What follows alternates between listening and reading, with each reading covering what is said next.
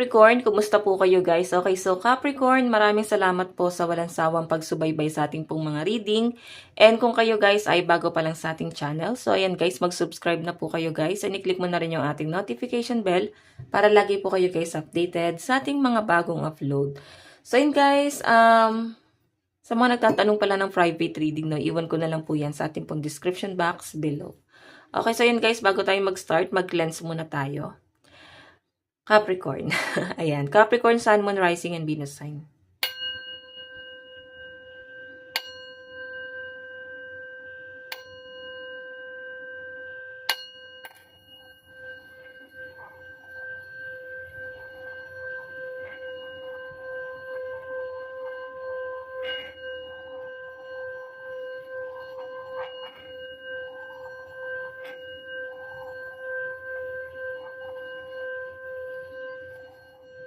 Okay. Capricorn, Sun, Moon, Rising, and Venus sign. So, yan Capricorn, maganda pa rin alam nyo ang inyong Sun, Moon, Rising, and Venus sign para sa iba pang advice, no? Iba pang mensahe. Okay. Gabay kapalaran sa iyo ngayong March 2024. Capricorn, Sun, Moon, Rising, and Venus sign. So, guys, meron tayong the Sun. Wow, success.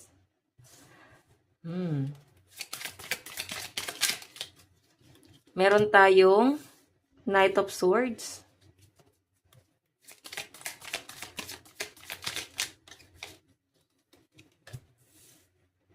The Magician.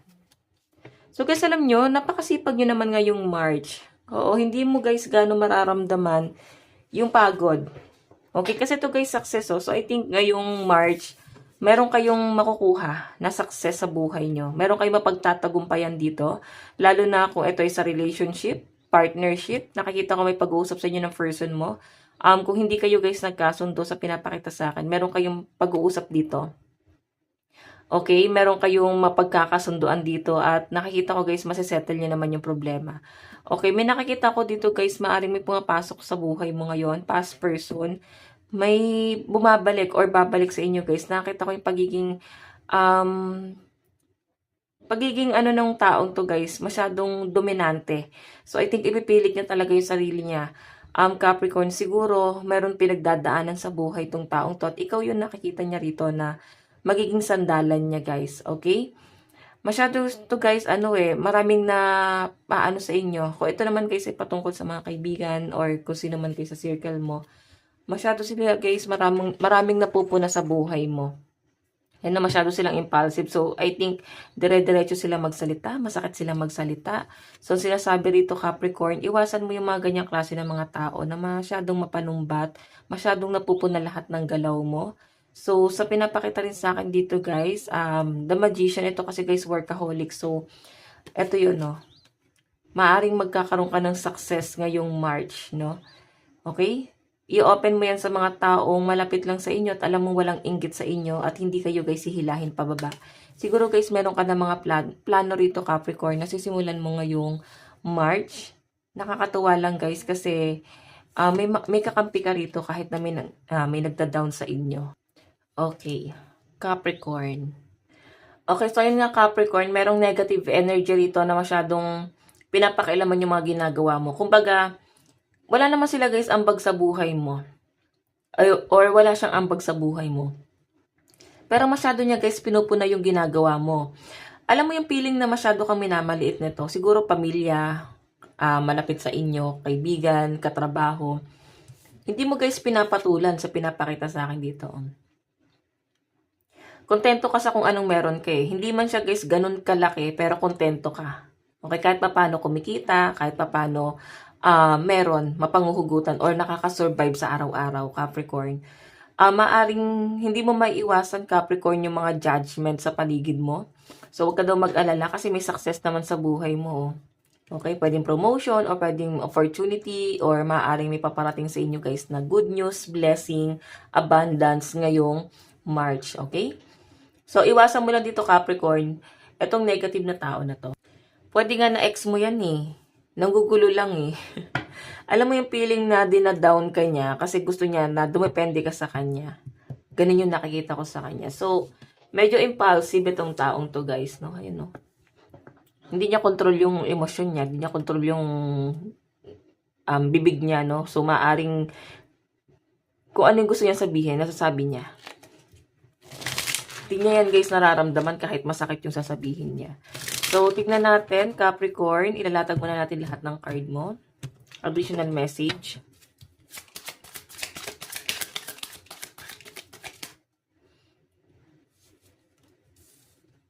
King of Swords. Parang may magpapabago ng hairstyle dito. Papa-straight, papagupit.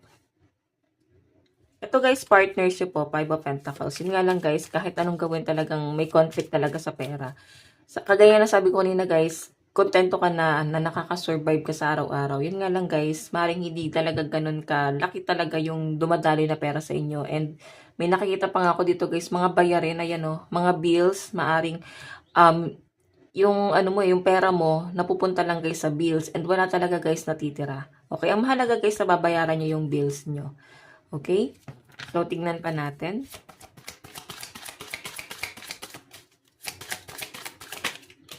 So, meron tayong the moon.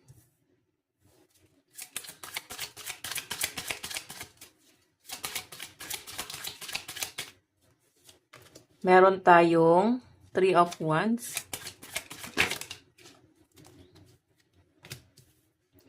King of Pentacles. Eight of Pentacles.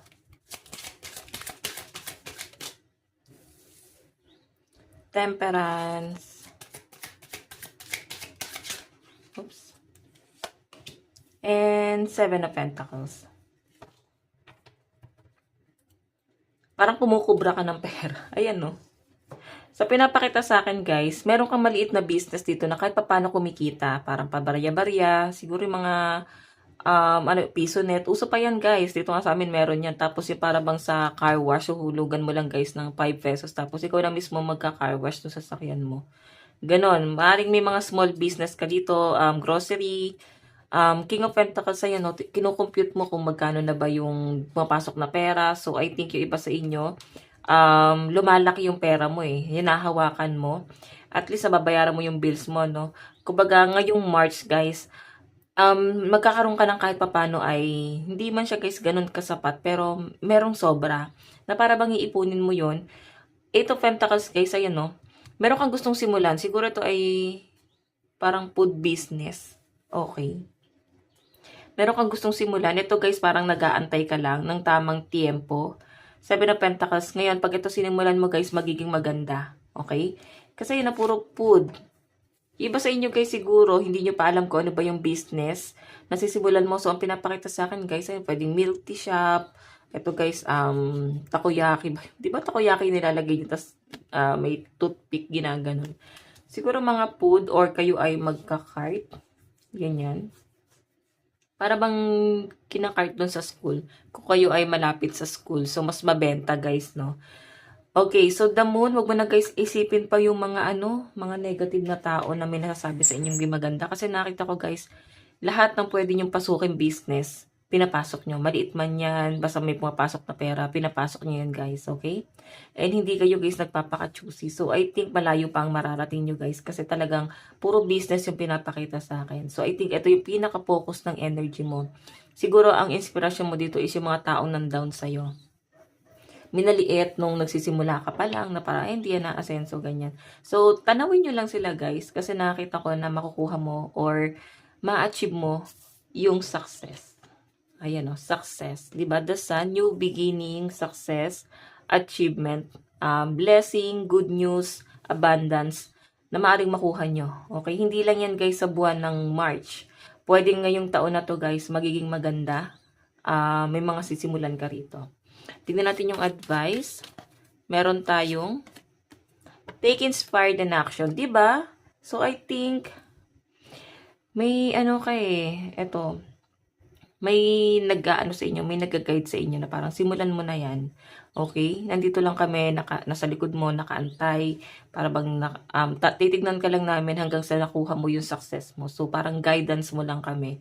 Kasi guys, ayan no, sobrang, ka dito, parang motivated. Ganun yung nafe-feel ko sa inyo guys, okay?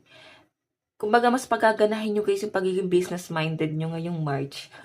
Hindi ko nga guys gaano na-feel yung sa love life mo kasi talagang pera yung focus niyo guys. Okay, so Capricorn, ito lang naman po ang inyong reading hanggang sa muli. God bless and love you. Thank you.